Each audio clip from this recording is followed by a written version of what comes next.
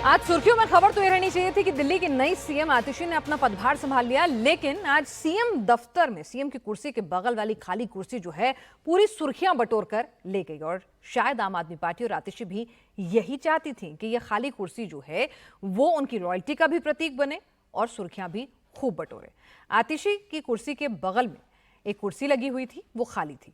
बताया जा रहा है कि इस पर अरविंद केजरीवाल बैठा करते थे और आतिशी बिल्कुल भारत के अंदाज में ही अरविंद केजरीवाल की कुर्सी को बराबर में रखकर खुद दूसरी कुर्सी पर बैठकर ही दिल्ली का शासन जो है वो चलाएंगी।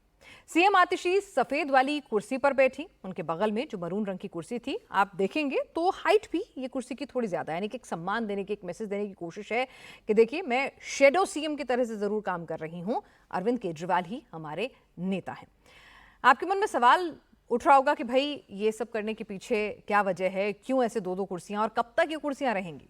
दरअसल आप खुद देखिए कि जितनी चर्चा आतिशी के पदभार ग्रहण करने की नहीं हुई है, उससे कहीं ज्यादा चर्चा में, तस्वीरों में ये मरून रंग की बगल वाली दूसरी कुर्सी जो है वो छाई रही और आतिशी मुस्कुराती रही। आज दोपहर 12 बजे का वक्त था जब आतिशी को सीएम दफ्तर पहुंचकर औपचारिकताएं पूरी करनी थी, अपना ऑफिस का चार्ज संभालना था। लेकिन उस वक्त तमाम कैमरों की नजर पड़ी एक खाली कुर्सी पर, जिस पर पहले मुख्यमंत्री अरविंद केजरीवाल बैठा करते थे और उस पर आतिशी नहीं बैठी। उसके बगल में एक सफेद कुर्सी रखी थी जो कि हाइट में थोड़ी छोटी थी और उस तरह की एक भव्य कुर्सी जैसी भी नहीं लग रही थी, एक आम कुर्सी जैसी लग रही थी। तो वहां पर आतिशी बैठी। आतिशी ने बाकायदा यह कबूल भी किया कि जानबूझकर एक नीति के तहत ही ये कुर्सी खाली छोड़ी गई। उन्होंने कहा जैसे राम के वनवास जाने के बाद भरत ने खड़ाऊ रखकर अयोध्या का सिंहासन संभाला, मैं उसी तरह से दिल्ली सीएम की कुर्सी संभालूंगी। 4 महीने के बाद दिल्ली के लोग केजरीवाल को फिर से इसी कुर्सी पर बैठाएंगे, तब तक ये कुर्सी इसी कमरे में रहेगी और केजरीवाल जी का इंतजार करती रहेगी। दिल्ली के मुख्यमंत्री की कुर्सी, ये कुर्सी अरविंद केजरीवाल जी की है।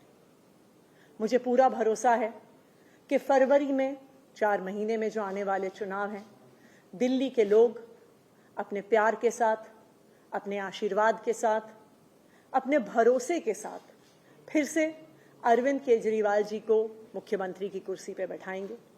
तब तक ये कुर्सी इसी कमरे में रहेगी, अरविंद केजरीवाल जी का इंतजार करेगी।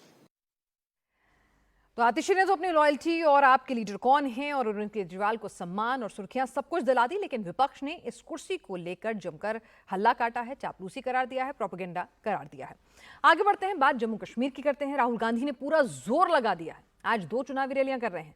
जम्मू के पुंछ से लेकर कश्मीर रीजन के शाल्टिंग तक राहुल आज जमकर प्रचार पर निकले हुए हैं। पुंछ में जहां राहुल ने प्रचार किया, वहां की सूरनकोट सीट से कांग्रेस और नेशनल कॉन्फ्रेंस के कैंडिडेट शहनवाज चौधरी मैदान में उतरे हैं। श्रीनगर की शाल्टिंग सीट से कांग्रेस के प्रदेश अध्यक्ष हमिद कर्रा चुनाव में अपनी किस्मत आजमा रहे हैं।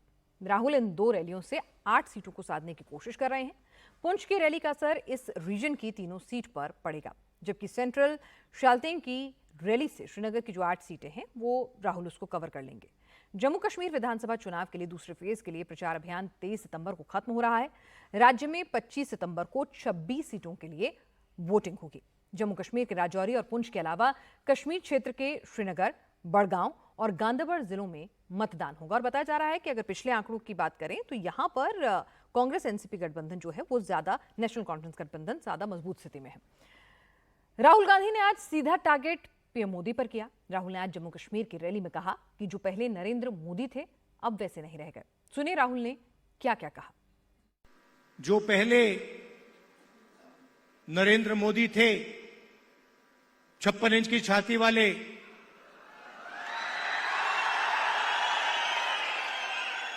आपको उनका चेहरा दूर से दिखाई देता है। मैं तो पार्लियामेंट में उनके बिल्कुल सामने खड़ा रहता हूं, तो साफ दिखता है कि वो जो पहले नरेंद्र मोदी थे वो आज नरेंद्र मोदी नहीं बचा है।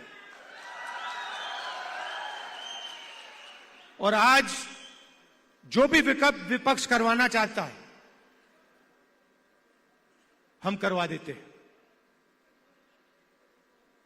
वो कानून लाते हैं, हम उनके सामने खड़े हो जाते हैं, वो कानून पास नहीं करते हैं, नया कानून लाते हैं।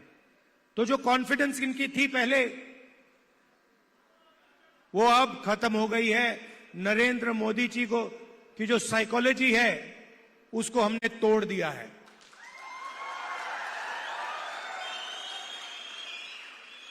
वो तो उनके चेहरे पे साफ दिखता है कि जो पहले नरेंद्र मोदी थे वो नहीं रहे। जम्मू कश्मीर में कांग्रेस का गठबंधन नेशनल कॉन्फ्रेंस, पैंथर पार्टी और लेफ्ट के साथ है।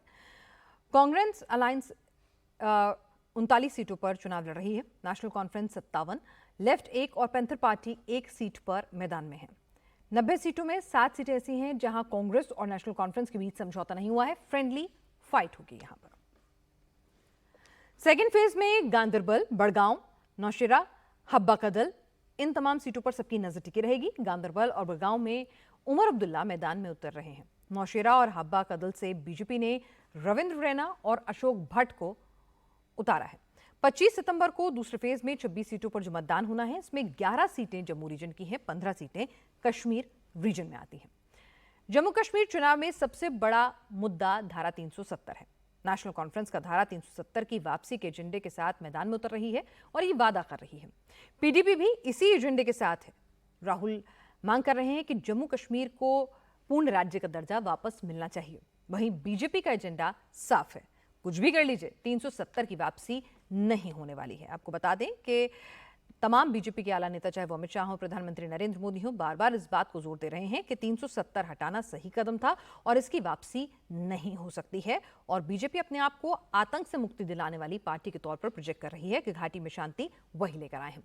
370 हटाने पर फारूक अब्दुल्ला अभी भी सवाल उठा रहे हैं। अब्दुल्ला ने कहा, हम बार बार सुप्रीम कोर्ट जाएंगे, ये लोगों की इज्जत से जुड़ा मामला है। से कहता हूं भैया, 370 कहते हैं ना, जिम्मेवार था आतंकवाद का। आज तो 370 5 साल से नहीं है। हाँ, तो आज कैसे ये आतंकवाद है, कैसे वो मार रहे हैं? अभी देखिए, कल ही किश्तवाड़ में हुआ, कैसे हुआ? और कोई बात नहीं करते। मुझे ये बताइए, मैं इनसे पूछना चाहता हूँ, राम मंदिर में एक शेड्यूल्ड कास्ट लड़की की बलात्कार हुआ, क्या आपने वजीर आजम का कोई बयान सुना उसके बारे में? क्या आपने होम मिनिस्टर जो जम्मू में बैठे हैं उनने कुछ इसके बारे में कहा? क्या आगे जो वहाँ पे मुख्यमंत्री है उसने कुछ कहा? क्या उसका वो हमारी बहन नहीं है, वो हमारी बेटी नहीं है?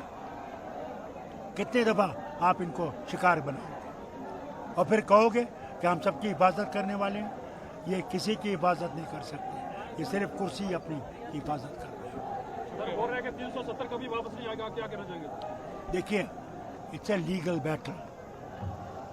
अगर आप देखें, पहली 2 सुप्रीम कोर्ट की जजमेंट्स 3 जजों की क्या थी कि यह परमानेंट है, ये टेम्परेरी नहीं है। ये इसको सुप्रीम कोर्ट में कहा ये टेम्परेरी। फिर से हम सुप्रीम कोर्ट जाएंगे, बार बार जाएंगे जब तक हम इसको वापस नहीं लाएंगे। ये लोगों की इज्जत का मामला है। और बात हरियाणा की करते हैं। हरियाणा में कांग्रेस सांसद कुमारी शैलजा की नाराजगी कांग्रेस को कितनी भारी पड़ सकती है? कांग्रेस को यही सवाल सता रहा है। दरअसल इस बार अगर ग्राउंड की बात की जाए तो एंटी इनकम्बेंसी के लिए कांग्रेस जो है एक अच्छी एडवांटेज पर थी, लेकिन कहा जा रहा है कि कांग्रेस के भीतर की चल रही गुटबाजी जो है वो उसकी इस एडवांटेज को नुकसान में, नेगेटिविटी में बदल सकती है। दरअसल शैलजा की नाराजगी की खबरों के बीच कांग्रेस के राष्ट्रीय अध्यक्ष मल्लिकार्जुन खड़गे का हरियाणा दौरा अचानक कैंसिल कर दिया गया। आधिकारिक वजह तो ये नहीं बताई गई, लेकिन खबरें यही आ रही हैं कि शैलजा प्रचार के लिए मंच पर आने को तैयार नहीं थी हुड्डा के साथ। आज खड़गे को अंबाला और करनाल की रैलियों को संबोधित करना था। खड़गे का हरियाणा चुनाव को लेकर यह पहला दौरा था। कांग्रेस के मुताबिक उनकी तबीयत ठीक नहीं है, लेकिन अंदर खाने से खबर आ रही है कि इसकी वजह मौजूदा स्थिति हो सकती है। कुमारी शैलजा टिकट बंटवारे से नाराज हैं। वो सिर्फ अपने 9 करीबियों को ही टिकट दिलवा पाई हैं।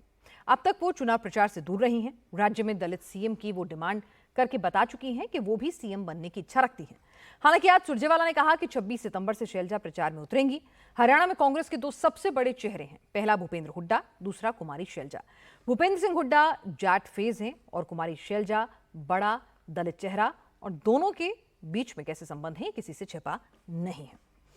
गृह मंत्री अमित शाह ने इस बीच हरियाणा में कांग्रेस को दलित विरोधी कहा कि कांग्रेस हमेशा कुमारी शैलजा जैसी दलित नेताओं का अपमान करती रही है। एक कांग्रेस पार्टी दलित विरोधी पार्टी और हमेशा से दलित नेताओं का अपमान करने का काम कांग्रेस पार्टी ने किया, चाहे डॉक्टर अशोक तंवर हो, चाहे बेन कुमारी सैलजा हो, सबका अपमान कांग्रेस ने किया है। अभी अभी राहुल गांधी अमेरिका में बोले हैं कि विकास हो जाने के बाद आरक्षण की जरूरत नहीं है, विकास होने के बाद हम आरक्षण हटा लेंगे। भाई हमारा हरियाणा तो पूरा विकसित है, आरक्षण चाहिए या नहीं चाहिए? जरा जोर से बोलो, चाहिए या नहीं चाहिए? हरियाणा में कांग्रेस के लिए राहत की खबर है। टिकट बंटवारे से नाराज चल रही कुमारी शैलजा चुनाव प्रचार के लिए तैयार हो गई हैं।